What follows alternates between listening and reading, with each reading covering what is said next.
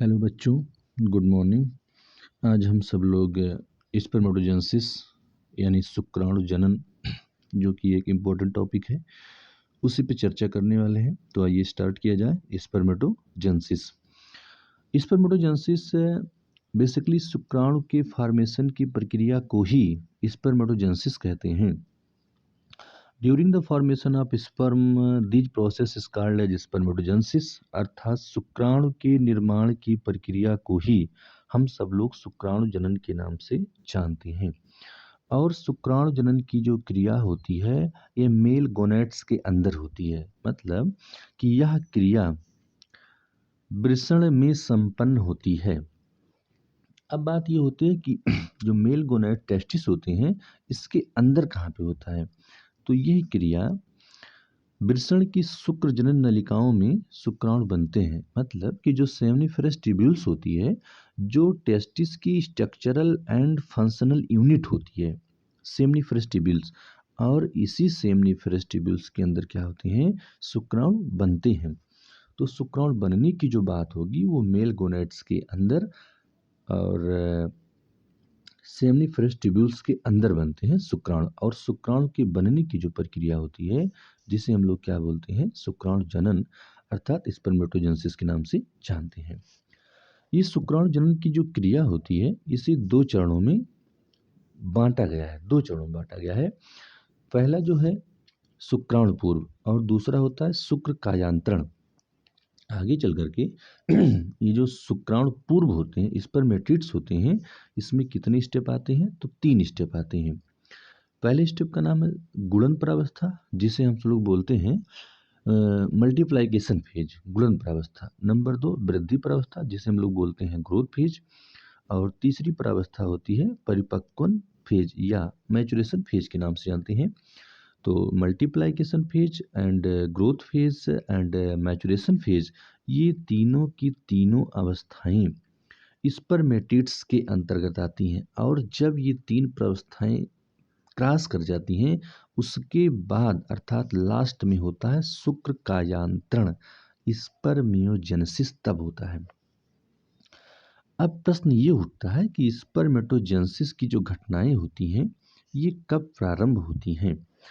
तो शुक्र जनन की जो प्रक्रिया होती है ये किशोरावस्था या यौनारंभ से होने लगती है, अर्थात स्पर्मेटोजेनेसिस की जो क्रिया होती है वो एक विशेष अवस्था से प्रारंभ होती है जिसे हम सब लोग किशोरावस्था या यौनारंभ कहते हैं, या इसी को एडोलसेंस स्टेज के नाम से भी जानते हैं।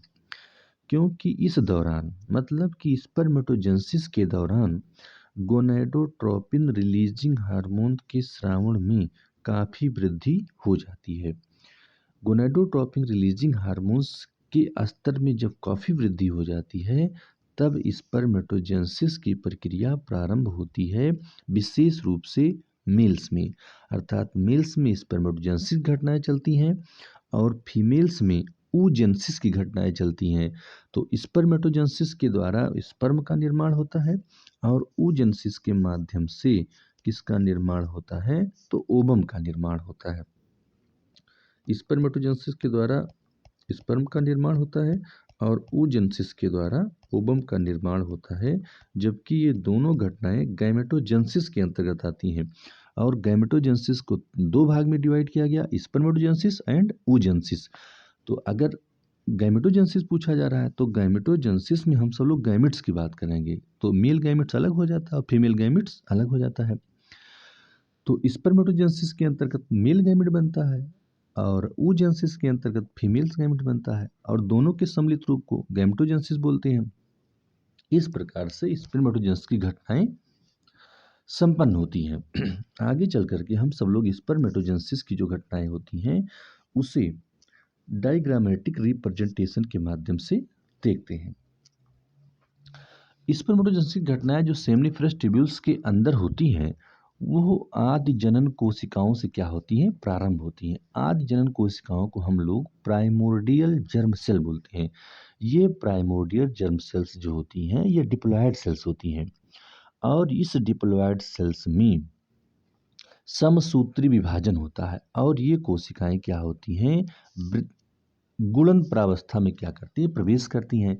तो जब कोई कोशिका गुणन प्रावस्था में प्रवेश करती है तो अपनी संख्या को निरंतर बढ़ाती है और जैसे जैसे समसूत्री विभाजन होता जाएगा वैसे वैसे प्राइमोर्डियल जर्म सेल्स 1 से 2 और 2 से 4 कोशिकाएं बन जाती हैं। समसूत्री विभाजन फर्स्ट होगा, उसके बाद समसूत्री विभाजन मतलब 2 बार होता है समसूत्री विभाजन। तो यहाँ पे कितनी कोशिकाएं बन जाती हैं, 4 कोशिकाएं बन जाती हैं और इन 4 कोशिकाएं जो बनती हैं इसे हम सब लोग क्या बोलते हैं, शुक्राणु जनन कोशिका अर्थात स्पर्मेटोगोनिया सेल्स। अब ये स्पर्मेटोगोनिया सेल्स जो हैं ये वृद्धि प्रावस्था में क्या करती हैं, प्रवेश करती हैं और वृद्धि अवस्था में प्रवेश करने के बाद ये अपनी शेप साइज में ग्रोथ करती हैं, मतलब बड़ी होती हैं और ये वृद्धि प्रावस्था में क्या करती हैं, प्रवेश कर जाती हैं। अब जब वृद्धि अवस्था में प्रवेश कर जाती हैं तो स्पर्मेटोगोनिया सेल से बड़ी हो जाती हैं और जब बड़ी हो जाती हैं तब इसे हम सब लोग बोलते हैं प्राइमरी स्पर्मेटोसाइट सेल्स बोलते हैं। और ये प्राइमरी स्पर्मेटोसाइट्स क्या होती है, तो डिप्लॉयड होती है। अब ये primary spermatocyte cells maturation phase में एंट्री करती है। किस फेज में एंट्री करेगी, मैचुरेशन फेज में एंट्री करती है, परिपक्वन प्रावस्था में।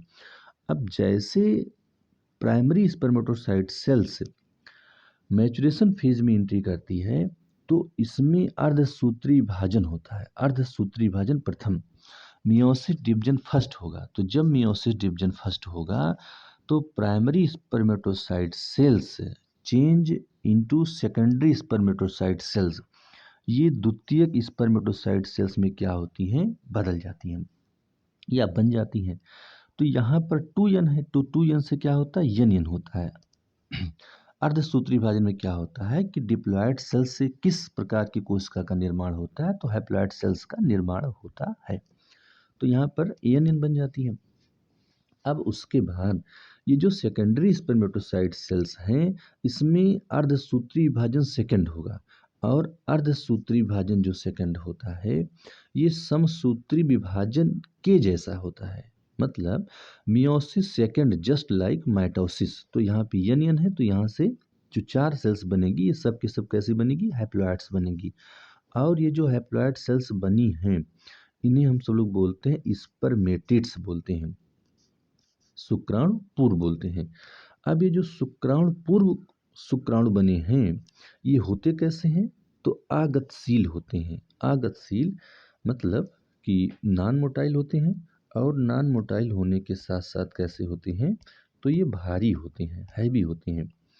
अब जो शुक्राणु पूर्व हैं इसमें एक घटना संपन्न होती है जिसे हम सब लोग बोलते हैं स्पर्मियोजेनेसिस और इस स्पर्मियोजेनेसिस के द्वारा शुक्राणु बनते हैं। तो स्पर्मियोजेनेसिस क्या है, एक प्रोसेस है जिसमें स्पर्मेटिड्स कन्वर्ट इनटू स्पर्म, मतलब स्पर्म के फॉर्म में बदल जाते हैं, जिसे हम सब लोग क्या बोलते हैं, शुक्राणु बोलते हैं। और ये शुक्राणु होते कैसे हैं, तो गतिशील होते हैं और हल्के होते हैं। तो कभी कभी मतलब प्रश्न ये पूछा जाता है कि शुक्राणु पूर्व और शुक्राणु में क्या अंतर है।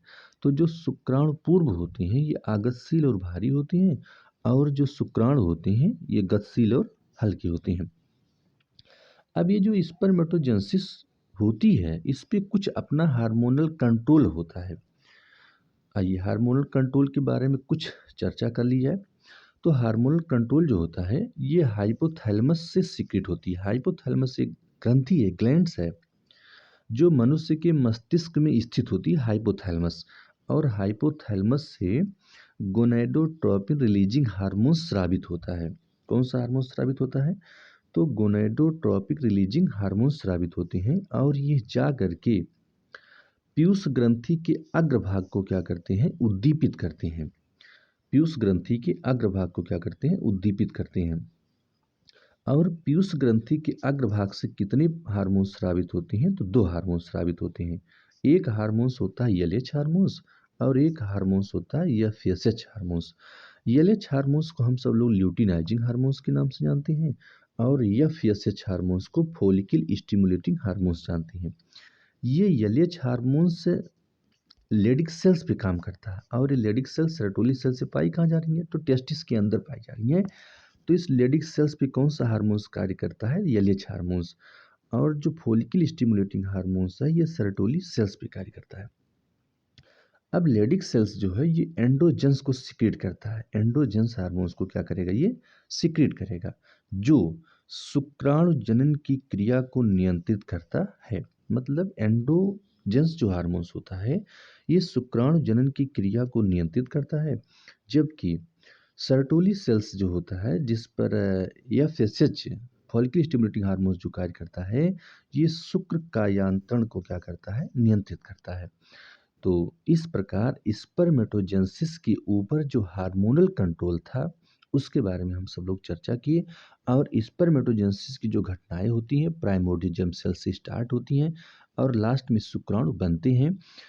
इस स्पर्मेटोजेनेसिस क्रिया के दौरान समसूत्री विभाजन और अर्धसूत्री विभाजन दो प्रकार के विभाजन होते हैं।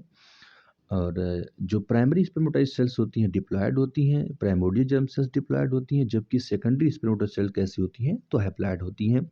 इस प्रकार शुक्राणु बन के तैयार होते हैं। और जो शुक्राणु होते हैं इसे हम सब लोग क्या बोलते हैं? तो मेल गैमेट बोलते हैं। क्या बोलेंगे? मेल गैमेट बोलते हैं। शुक्राणु क्या है? तो मेल गैमेट है। और जो oogenesis की प्रक्रिया होती है इस oogenesis प्रक्रिया के द्वारा क्या होता है? तो ओवम का निर्माण होता है जो कि फीमेल गैमेट्स होती हैं। तो जो मेल गैमेट्स हैं जिसे हम लोग शुक्राणु बोलते हैं, गैमेट्स जो होते हैं ये हमेशा कैसे होते हैं? तो हैप्लॉयड होते हैं। गैमेट्स हमेशा हैप्लॉयड होते हैं, जबकि जाइगोट हमेशा क्या होते हैं? डिप्लॉयड होते हैं। जाइगोट कब बनेगा? तो fusion of male and female gametes, नर और मादा युग्मक के मिलने से क्या बनता है? जाइगोट बनता है। तो जाइगोट हमेशा डिप्लॉयड होता है, जबकि गैमेट हमेशा क्या होती हैं? हैप्लॉयड होती हैं। तो यहाँ मेल गैमेट्स की चर्चा की गई है जिसे हम सब लोग स्पर्मेटोजेनेसिस के नाम से जानते हैं। तो इसी के साथ स्पर्मेटोजेनेसिस समाप्त होता है। कल हम सब लोग किसी अदर टॉपिक पर चर्चा करेंगे। इसी के साथ नमस्कार।